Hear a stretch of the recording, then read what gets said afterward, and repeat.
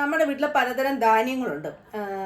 ഉദാഹരണമായിട്ട് പയറുണ്ടല്ലേ, പയറാണ് പ്രധാനമായിട്ട് എല്ലാം ചെയ്യുന്നത്. പയറ്, ഉലുവ, കടല. അപ്പം ഇതെല്ലാം നമുക്കത് മുളപ്പിച്ചെടുക്കാം. മുളപ്പിച്ച് ആ മുള പൊട്ടിയല്ല കഴിക്കുന്നത്. ഇതിപ്പോൾ ഞാനിത് ചെയ്തു തുടങ്ങിയതാണ്. ഇപ്പോൾ ഞാൻ പയറാണ് എടുത്തിരിക്കുന്നത്. പയർ ഇതുപോലെ കുതിർത്ത് ഈ ഒരു മുള പരുവത്തിൽ വേണമെങ്കിൽ നമുക്ക് മുളപ്പിച്ച് കഴിക്കാം.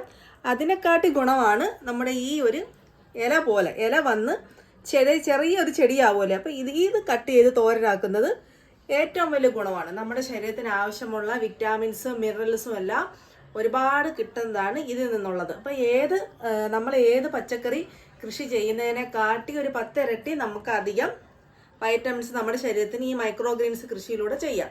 അപ്പം ഇതുപോലെ ഞാൻ ഇപ്പം കൃഷി എങ്ങനെയാണ് ചെയ്തിരിക്കുന്നത് ഞാൻ പറയാം. ഒരു പാടുമില്ല. നമുക്ക് എല്ലാവർക്കും കുറച്ച് 2-3-4 ദിവസത്തെ മെനക്കേടുള്ളൂ. ഇതുപോലെ നിഷ്പ്രയാസം എല്ലാവർക്കും ചെയ്യാവുന്നതാണ്.